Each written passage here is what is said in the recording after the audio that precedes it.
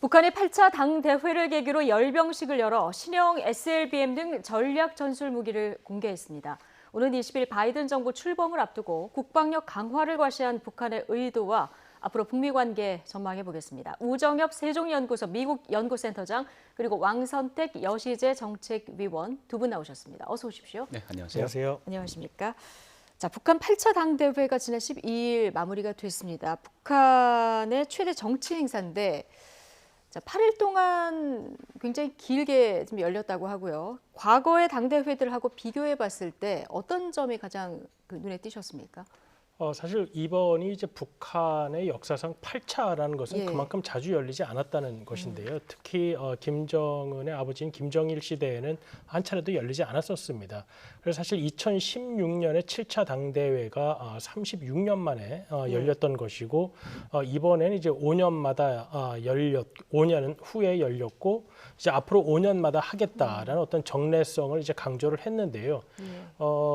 김정은 위원장이 이제 김정은 총비서로 추대되면서 보다 이 당대회라는 공식적인 기구를 통한 어떤 뭐 개인적인 지배가 아닌 당의 지배와 같은 뭐 국제적인 민주사회의 기준에서 보면은 뭐 턱없이 모자라지만 북한 내부에서는 어떤 개인적인 독재라기보다는 당을 통한 공식적인 지배다라는 점을 강조하기 위한 그러한 점을 강조했던 당대회라고 볼 수가 있을 것 같습니다. 예. 이번에 앞으로 5년마다 정례적으로 열겠다는 걸 강조했다고 얘기해 주셨는데 그럼 그동안 당대회가 열렸었던 기준은 어떤 거였습니까? 그 굉장히 다릅니다. 1980년까지는 북한이 어느 정도 자신감을 갖고 김일성 주석의 지도력에 의해서 왔다가 그 뒤에 이제 1990년을 전후로 해서 냉전 종식이 되면서 북한이 굉장히 고립이 되고 경제적으로 엄청난 낙후가 되고 그러면서 국가 운영 자체가 위기에 빠졌었거든요. 그러다 보니까 감히 당대회 같은 건 열 생각도 못하고 그냥 시간이 막 지나갔던 거죠. 그러던 것이 2016년에 김정일 국방위원장이 사망하고 몇 년 있다가 김정은 위원장이 들어오면서 다시 옛날처럼 정상적으로 당 국가 체제를 운영해 보겠다. 그런 마음으로 36년 만에 처음으로 지난 2016년에 당대회를 한 것이고요. 그러다 보니까 그 이전과 그 이후는 비교하기도 어려울 정도로 특징이 달라서 새로운 현상으로 분석하는 게 차라리 더 좋을 수가 있다. 그래서 이번 8차 당대회는 뭐 굳이 비교하자면 다른 때보다는 거의 안 맞고 7차 당대회에서부터 다시 한번 계산해보는 그 정도면 적당할 것 같습니다. 예. 자, 이번 당대회 기념 열병식도 관심이었는데요. 그제 열리고 화면이 어제가 공개된 거죠. 근데 지난해 10월 노동당 창건 기념일 때 열병식이 한 번 있었잖아요. 그렇습니다. 예. 그때도 야간에 그렇죠. 열병식이 있었는데 이번에도 야간에 진행이 됐어요? 네, 그때 아무래도 뭐 좀 효과가 괜찮았다 이렇게 판단한 것 같고요. 일단 다만 그 연출 효과나 이런 부분 말씀하시는 건가요? 상당히 좋았던 것으로 이제 북쪽에서는 판단하는 것 같아요. 예. 그리고 열병식을 그러는데 3개월 만에 또 하는 것은 상당히 부담스러운 일입니다. 저 뭐 군인 참여하는 군인들이나 준비하는 여러 가지 요소들이 굉장히 노력 동원이 많이 됐기 때문에 좀 어려운 결정, 무리한 결정이었다고 봐야 되는데 그럼에도 불구하고 이 추운 겨울날 이제 당대회를 기념해서 열병식을 한 것은 그만큼 어떤 그 열병식이 주는 효과 이런 것들에 대한 기대감이 있었을 겁니다. 그런 것들은 열병식 때도 유사한 상황이었는데 지난 뭐 7차 당대회 이후에 5개년 이제 계획을 세우고 노력을 했지만 실패를 한 거죠. 경제 건설이 안 됐고 경제 발전 안 됐잖아요. 이제 자신감도 위축이 되고 주민들에 대해서 미안하기도 하고 이렇게 되다 보니까 북한에서는 아마도 여기서 주저앉지 말고 다시 한번 심기일전해서 새 출발을 해보자. 주민들과 같이 어떤 축제 같은 거를 열어서 새 출발을 해보자. 이런 식으로 아마 개념을 잡은 것 같아요. 그런 차원에서 열병식 때도 무리해서 지난 10월에도 열병식을 했고 이번에도 열병식을 하면서 최고 지도자의 개인적인 차원에서의 신뢰, 자신감 이것도 보여주고 또 그것을 주민들과 같이 하면서 주민들에게 보여주면서 국가의 안보는 튼튼하다라고 하는 자신감을 심어주면서 다시 한번 시작을 하자. 그래서 저는 심기일전하는 그런 상황에서 분위기 쇄신하는 상황에서 열병식이 도움이 되겠다 이렇게 생각해서 진행한 게 아닌가 이렇게 분석을 하고 있습니다. 어제 영하 16도 정도 열병식 맞습니다. 참 진행된 무리한 일정이었습니다. 그러니까요. 그래서 여러 가지 이제 메시지가 있었을 것이다 얘기해 주셨는데 이 야간에 열리다 보니까 이제 바이든 행정부가 다음 주면 출범하지 않습니까? 미국을 시간상 좀 고려한 측면도 있었을까요? 글쎄요, 뭐 어차피 생중계를 한 것도 아니고, 예. 이것이 뭐 미국 TV에 중계되는 것도 아니고, 뭐 미국 낮 시간에 맞춰서 했다고 보기에는 저는 뭐 어려울 것 같고요. 다만 예. 이 행사를 밤에 함으로써 어차피 선동의 목적으로 하는 것이라면 뭐 보다 극적인 효과를 높이기 위한 장치가 아니었을까 하는 생각이 듭니다. 예, 알겠습니다. 김정은 위원장이 지난 6일이었죠. 8차 당 대회 보고 자리에서 핵전쟁 억제력을 강화해서 강력한 군사력을 키우자 이렇게 강조를 했는데요. 이 당 대회 발언 잠시 듣고 오시겠습니다. 국가 방위력을 질량적으로 더욱 강화하는 것을 주요한 과업으로 틀어주고 나가야 하겠습니다. 핵전쟁 억제력을 보다 강화하면서 최강의 군사력을 키우는 데 모든 것을 다해야 합니다. 예, 최강의 군사력을 키우는데 모든 노력을 다해야 된다. 김정은 위원장이 이제 이 이야기를 듣고 오셨는데 어제 열병식에서 이제 신형 무기들이 공개가 됐습니다. 이제 어떤 무기들이 공개됐는지는 잠시 뒤에 따로 이제 살펴보도록 하고 8차 당대회에서 핵무력을 이제 강조한 북한이 이제 메시지를 여러 가지를 의도를 하고 있었을 텐데요. 앞서 왕선택 의원이 잠시 얘기를 해주셨지만 북한의 대내적으로 그리고 대외적인 이런 메시지가 둘 다 담겨 있을까요? 일단 대내적으로는 북한 정권의 정당성을 계속해서 북한 주민들에게 설파하기 위한 노력이다. 그렇기 때문에 미국이라는 외세의 위협에도 불구하고 우리는 이 정도로 준비가 되어 있다라는 점을 보여주기 위한 그러한 설정이 있었던 것이고 그다음에 대외적으로는 이번에 김정은 비서의 말 중에 주목해야 될 부분은 여러 가지 구체적인 핵 전력 증강에 대해서 이야기를 했다는 것입니다. 예. ICBM의 뭐 정확도 증가라든지 SLBM 그리고 이제 전술핵의 개발과 같은 부분인데요. 2016년 7차 당대회 때 김정은 당시 위원장이 이 핵무력 강화를 이야기한 이후에 2016년 5월에 7차 예. 당대회가 있었는데 2016년 9월에 핵실험이 있었고 여러 차례 이제 미사일 실험 등이 되면서 북한에 대한 국제사회의 제재가 그때부터 커졌죠. 근데 그것에도 아랑곳하지 않고 2017년 9월에 이제 또 다른 핵실험이 있었고요. 그래서 이제 김정은 비서가 이렇게 공식적인 석상에서 이렇게 매우 구체적인 핵무기의 개발을 지시한 것은 뭐 이러한 것들이 실험이나 테스트 없이 이루어질 수가 없는 것이기 때문에 2016년과 마찬가지로 이러한 핵무기나 미사일 등의 실험 등이 따라올 가능성이 매우 높다라는 생각이 듭니다. 그렇기 때문에 아마 미국에서도 2016년의 7차 당대회 이후 북한이 보였던 것과 같은 모습을 이번 8차 당대회 이후에도 북한이 바이든 정부의 출범에 맞춰서 할 것이냐 하는 점을 좀 주목해서 볼 것으로 생각이 됩니다. 그러니까 무기에 대한 구체적인 지시가 있었던 점, 이 점을 좀 주목해봐야 된다. 자, 이렇게 보고 계신데요. 어제 열병식에서 신형 무기들이 이제 공개되지 않았습니까? 그렇습니다. 북극형 5형 신형 잠수함 발사 탄도미사일 이 SLBM인데 지난해 10월에 북극형 4형이 그렇습니다. 선보이지 않았습니까? 이제 석 달 만에 조금 더 개량된 이 무기가 선보인 이런 상황이 된 거예요. 어떻게 달라졌습니까? 뭐 외형상 약간 커졌죠. 외형상 약간 커졌다. 두께가 조금 더 커졌고 길이도 한 1m 가까이 커진 것으로 지금 추정이 되고 있습니다.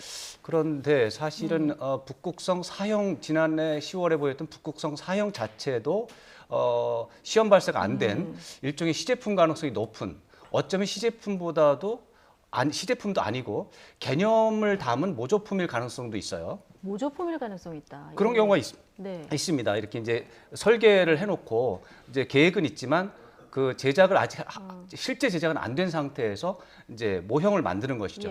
그런 것은 뭐 미사일 개발 과정에 충분히 있는 일입니다. 그런 차원에서 어제 확인한 저 제품은 시제품일 가능성이 굉장히 높고 오히려 시제품보다 더 한 단계 낮은 모조품일 가능성도 충분히 좀 봐야 되겠다. 그리고 이제 형태를 봤을 때 약간 특이한 것은 원래 이게 SLBM 잠수함 발사 탄도 미사일은 크다고 해서 좋은 게 아닙니다. 왜냐하면 이게 잠수함에 놓고서 쏴야 되기 때문에 잠수함이라고 하는 바다의 속에 들어있는 배에서 쏘기 때문에 물건이 큰 게 좋은 게 아니거든요. 물건이 오히려 작은 게 더 좋죠. 그래야 통제가 더 쉽잖아요. 근데 물건이 계속 커지고 있습니다. 이것은 제가 봤을 때 기술력에 있어서 굉장히 좀 문제가 한계가 노출이 됐다라는 것을 암시하는 부분이기도 하고. 아, 그런 해석도 가능하군요. 예. 그렇죠. 왜냐하면 잠수함이 커야 되거든요. 근데 잠수함이 최소한 3,000톤급은 돼야 되는데 지금 북한이 3,000톤급을 만들고 있는 중인데 네. 완성이 됐다는 것은 확인이 안 됐습니다. 그래도 이 핵 추진 잠수함 개발 공식화했잖아요, 이번에. 말은 할 수 있죠. 말은 말은 할 할 수 수 있지만 있다. 이게 30년 예. 후에 될지 50년 뒤에 될지 누가 알겠습니까? 그렇지만 그렇기 때문에 그런 부분에 대해서는 우리가 이제 앞으로 이제 살펴볼 문제고. 그래서 어제 나온 그런 제품을 봤을 때는 기술력에 있어서의 일정한 한계가 오히려 노출이 된 부분도 있고 예. 잠수함이라고 하는 부분이 아직 확인이 되지 않은 상태에서 북극성 O형에 대한 분석을 하기에는 참 제약이 너무 많다 이런 생각이 듭니다. 기술력을 저 화면만으로 봤을 때는 확인할 수 없다. 어느 정도 위력인지 확인할 수 없다. 제가 이렇게, 볼 때는 예. 기술력 4형에서 문제가 발생을 했기 때문에 안심할 수 없기 때문에 새로운 형을 지금 설계 중인데 아마 4형 쪽에서 이제 안 좋기 때문에 이제 더 크게 만들었지만 지금 말씀드린 것처럼 잠수함 발사 탄도미사일은 작은 게 좋거든요. 왜 크게 예. 만드는지 이것은 기술력의 부족 때문이 아닌가라고 추정할 수 있는 부분이 그런 되는 의미에서 거죠. 이제 모조품일 가능성도 배제할 수 없다. 그건 다릅니다. 모조품이라고 하는 것은 예. 기본적으로 그런 미사일 만들 때 당연히 해야 되는 과정 중에 하나로 봅니다. 아, 예, 알겠습니다. 자, 그럼 기술력이 이렇게 증명되지 않은 상황에서도 SLBM을 저렇게 공개적으로 북한이 어제 열병식에서 내세운 이런 상황입니다.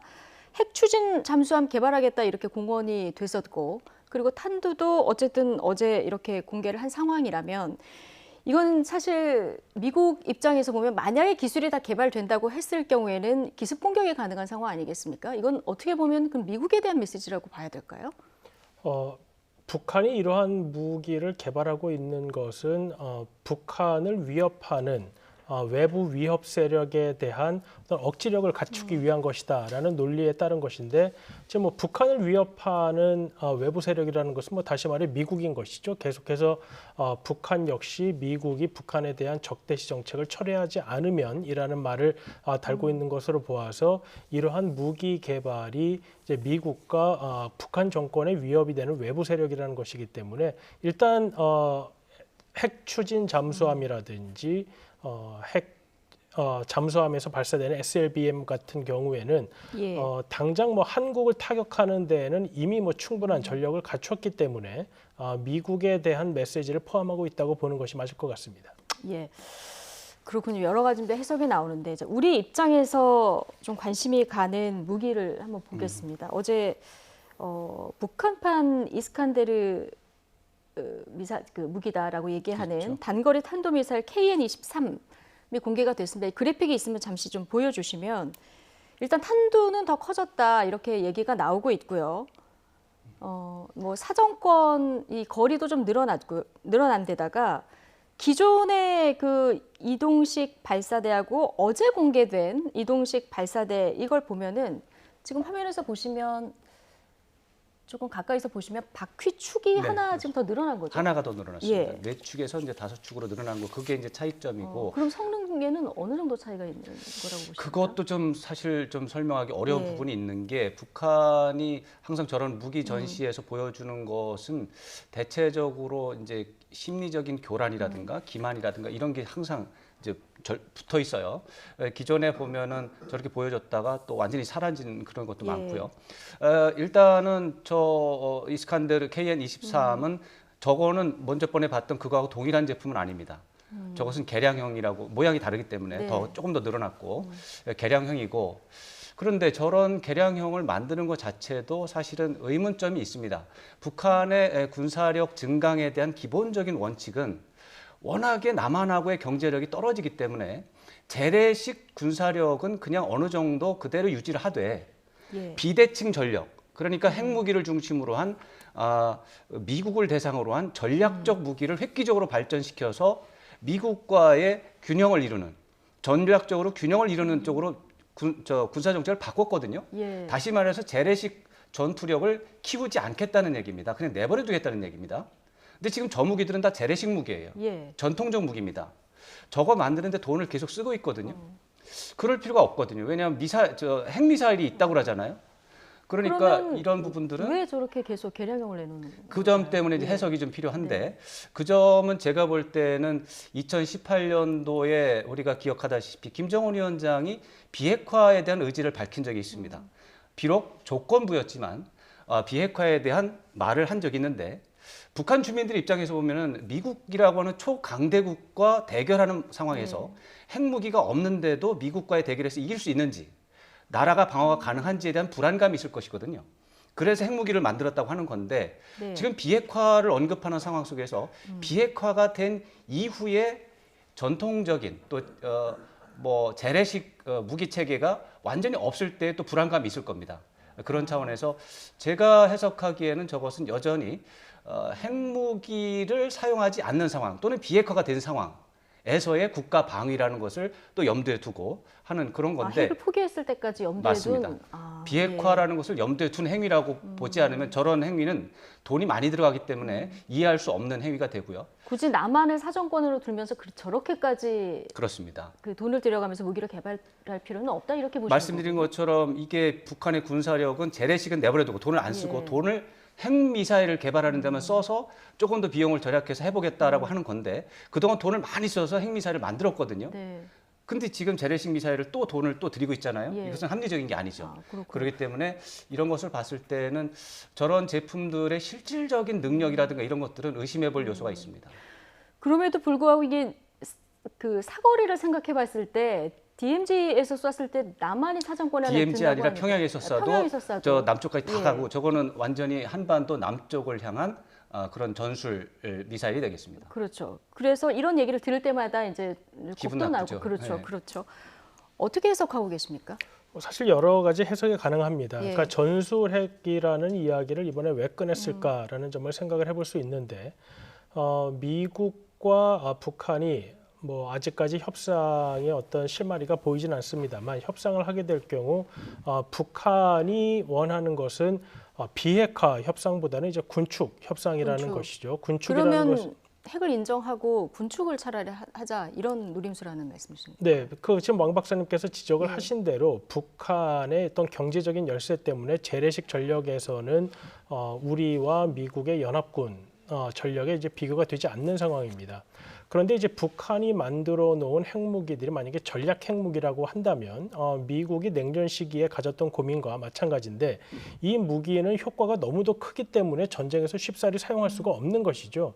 그러니까 이게 너무 큰 무기는 사용할 수 없다는 것을 적이 알게 되면 그것은 또 억지력의 가치가 떨어지게 됩니다. 그래서 이제 미국이 유럽의 전술핵, 그러니까 핵무기는 핵무기이지만 그 효과가 그렇게 크지 않아서 조금 더 사용 가능성을 높인 핵무기들을 배치를 했는데 북한이 이번에 전술핵을 이야기한 것은 그러면 우리가 미국을 겨냥하는 전략핵은 포기하되 전술핵은 놔두는 방향으로 협상을 진행할 수도 있다라는 그러한 해석도 가능하기 때문에 저러한 이스칸데르급의 미사일 등과 전술핵 개발 이러한 것들이 향후 실제로 어떠한 실험과 테스트를 통해서 구체화되는지에 대해서 아마 미국이 관심을 가질 것으로 생각이 됩니다. 예.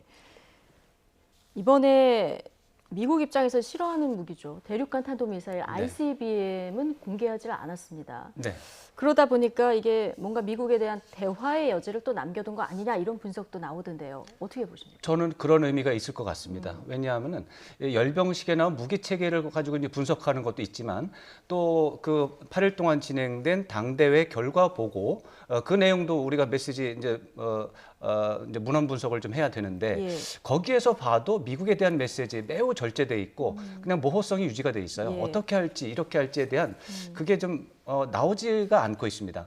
그러니까 이것은 제가 볼 때는 미국과의 협상 가능성이라고 하는 부분을 염두에 두고 협상이 될 수도 있고 안 될 수도 있기 때문에 이러한 상황 속에서 굳이 먼저 어떤 기준점을 내가 제시해서 불편하게 하지 말고 모호성과 유연성을 열어놓는 상황 속에서 상황을 좀 지켜보자라고 하는 관망적인 요소 또 전략적 모호성을 유지하는 태도 이런 것이 이제 먼저 번에 회의 결과 발표에서 네. 이제 그 최종적인 평가했는데 열병식에서도 ICBM이 나오지 않았어요. 이런 것들은 역시 그런 분석이 조금 더 맞다라고 하는 그런 근거 자료가 될 수 있다. 그래서 북한은 미국에 대해서는 전략적 모호성을 유지하는 쪽으로 판단했다 이렇게 생각할 수 있겠습니다. 예. 자, 그러면 일단 무게 외형은 어제 열병식을 통해서 공개가 됐습니다.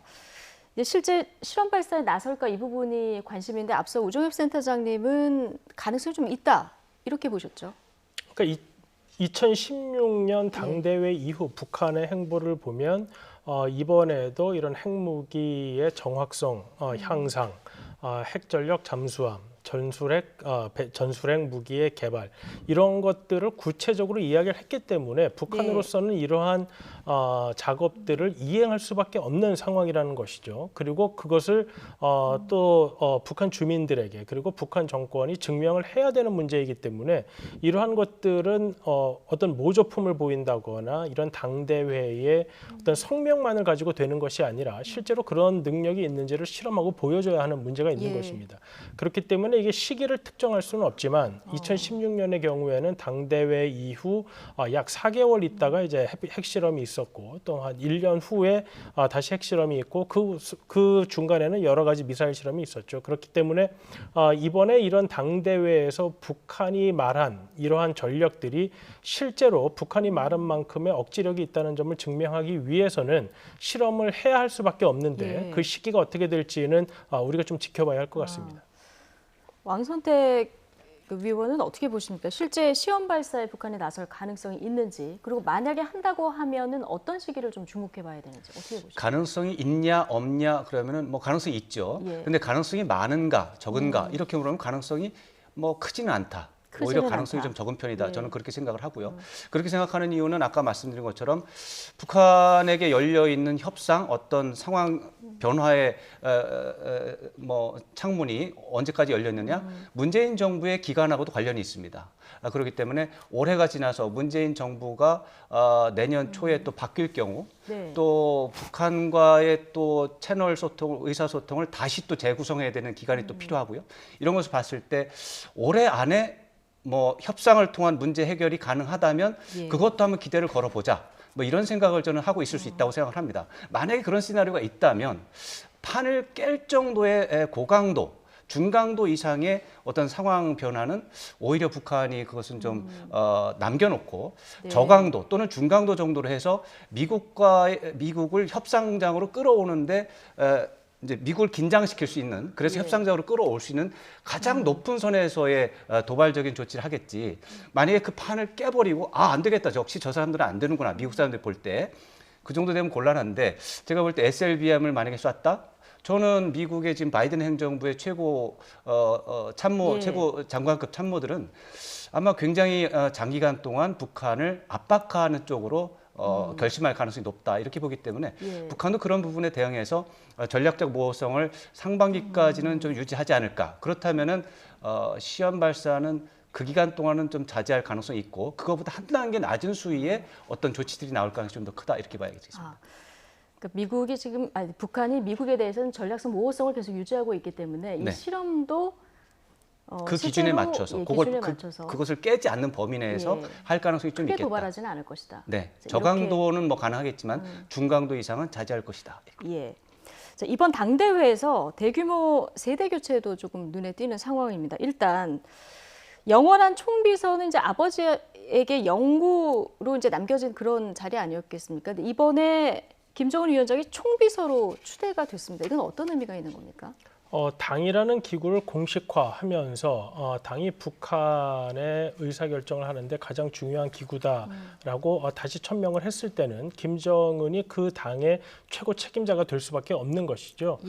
그리고 이제 김정일 사후에 김정은이 북한 정권의 특성상 할아버지와 아버지에 대한 어떤 뭐 예우 차원에서 지금까지 남겨뒀다고 한다면 이번 당대회를 통해서 그러한 당의 최고 책임자가 된다는 모습을 이것이 뭐 대외적으로는 큰 의미가 없습니다. 왜냐하면 김정은 서기가 뭐 서기를 맡건 위원장을 맡건 뭐 그런 직함이 전혀 상관이 없는 위치에 있는 것이기 때문이죠. 그런데 이제 북한 내부에서는 내부적으로 김정은 정권에 대한 정당성을 계속해서 북한 주민들에게 설파하기 위한 그러한 작업이라고 볼 수 있겠습니다. 반면에 김여정 부부장은 좀 제1부부장에서 그냥 부부장으로 강등이 됐습니다. 일단 외형상으로는 그런데요. 그렇죠. 어떻게 읽고 계십니까? 근데 김정은 위원장이 이제 국가 운영을 시작한 이후에 사실은 최고 간부의 승진과 강등이 굉장히 빠른 시간 안에 이루어진 적이 상당히 많이 있습니다. 예. 업무 성과에 따라서 최고 간부들이 뭐 별자리가 뭐 하나가 더 커졌다가 두 개가 떨어지게 됐다 이런 일이 자주 있었거든요. 네. 그런 것들은 김여정 비록 친동생이라 할지라도 김여정 제1부부장에 대해서도 적용이 된다라고 하는 그런 것들을 보여주는 어떤 일상적인 게 아닌가 이런 생각을 해보고요. 오히려 김정은 위원장과 그 최고 측근들, 심지어 김여정 제1부부장 본인도 본인이 성과가 없다고 생각하면 또 동생이라고 할지라도 업무 성과가 예. 부족하면 강등이 된다. 이런 예. 것을 보여주는 엄정하게 국사를 운영하고 있다. 예. 이걸 보여주는 사례에서 하나의 사례로 저는 이해를 하고 있고요. 예. 김여정의 북한 내 위치라고 하는 것은 뭐 변화가 없다. 백두혈통이기 때문에.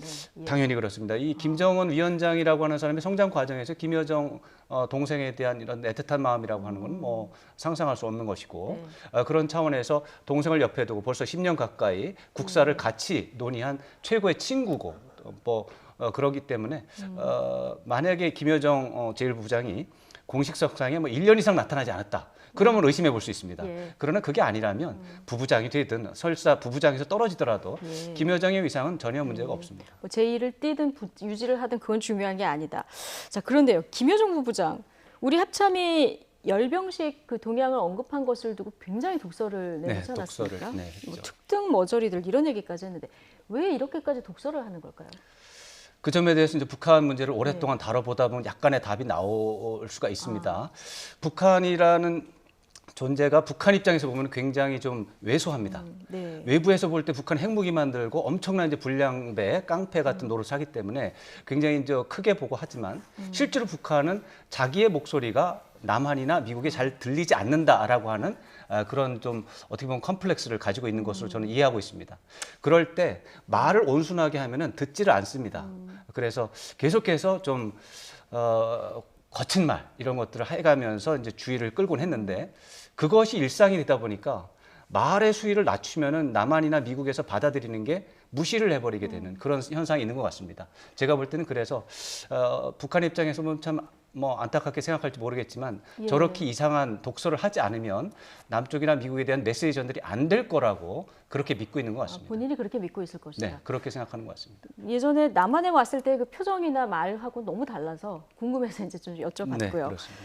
자, 북한이 앞으로 대미 관계 어떻게 나올까 이 부분도 굉장히 관심입니다. 바이든 행정부 출범하고 맞물려서 이제 더 관심인데 김정은 위원장 지난 9일 공개된 사업 보고에서 미국의 강대강 선대선의 원칙을 밝혔습니다. 이 얘기도 잠깐 듣고 오시죠.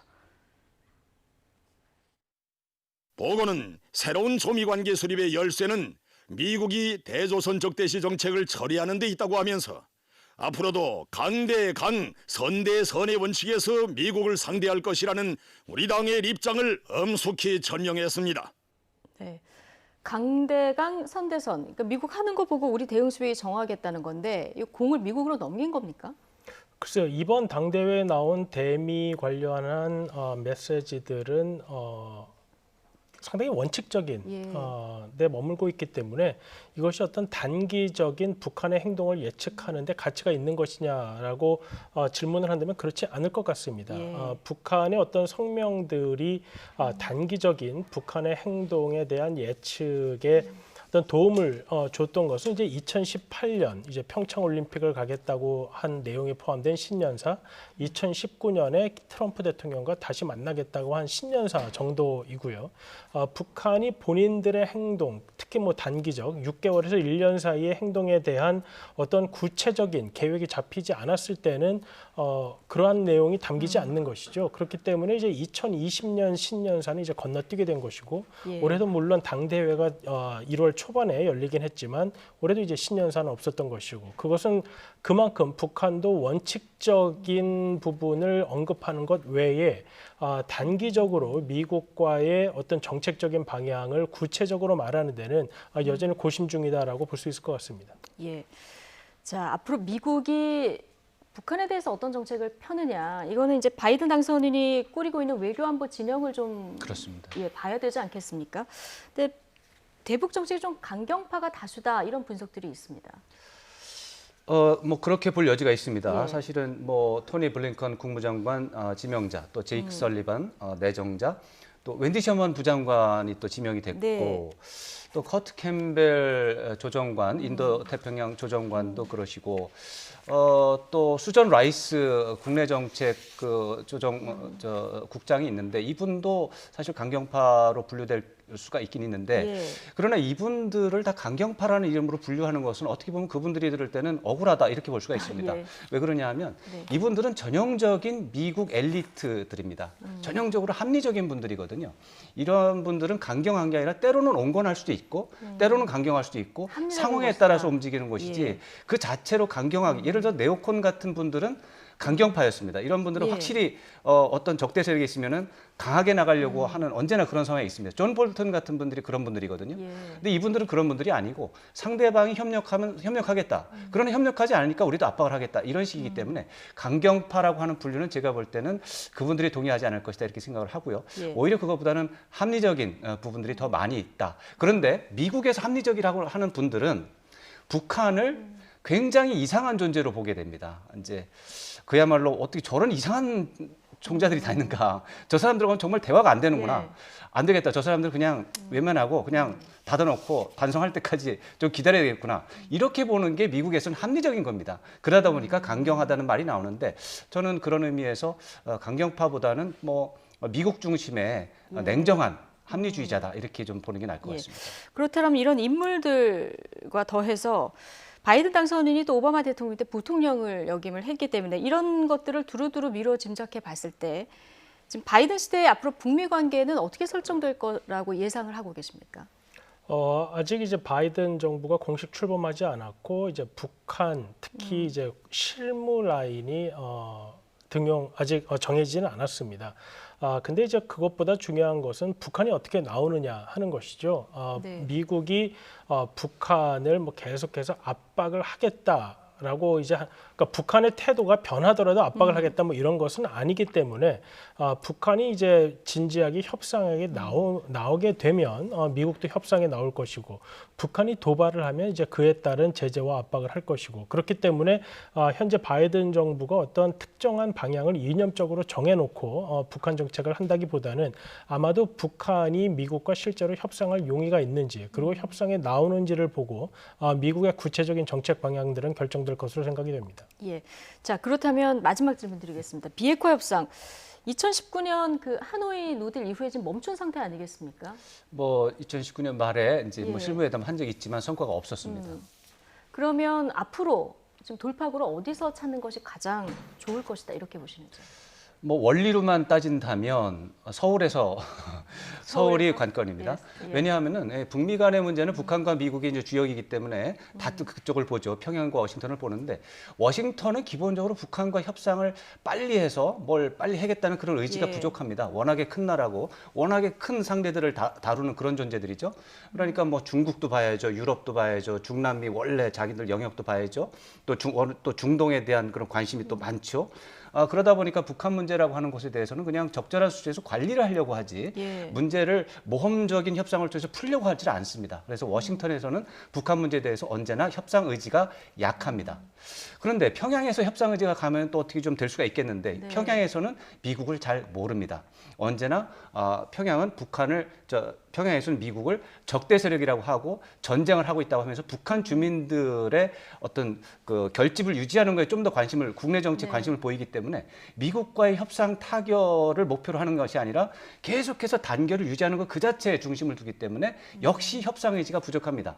내버려두면 북한과 미국은 절대로 협상하지 않습니다. 예. 그러나 그렇게 됐을 때 손해보는 것은 대한민국 하나입니다. 그렇기 때문에 그동안에 북한과 미국 협상이 된 것은 거의 100% 우리가 북한을 설득하든가 우리가 미국을 설득해서 뒤에서 마크해서 지원을 해서 협상이 가능하도록 만든 것이거든요. 그래서 지금까지 협상이 된 사례가 있었죠.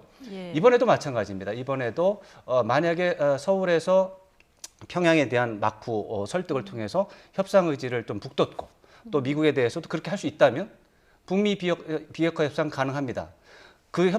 우리의 마쿠 지원 설득 노력이 매우 효과적이다. 저는 상반기에도 가능하다고 생각합니다. 상반기에도 가능하다. 가능하다고 생각합니다. 그렇기 때문에 어디에서 나오느냐? 서울에서 나오게 돼 있습니다. 답은. 서울에서 답이 나올 것이다. 네, 그렇습니다. 예.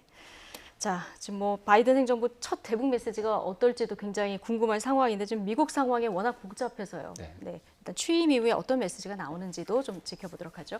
우정엽 세종연구소 미국연구센터장 그리고 왕선택 여시즈 정책위원 두 분과 함께했습니다. 고맙습니다.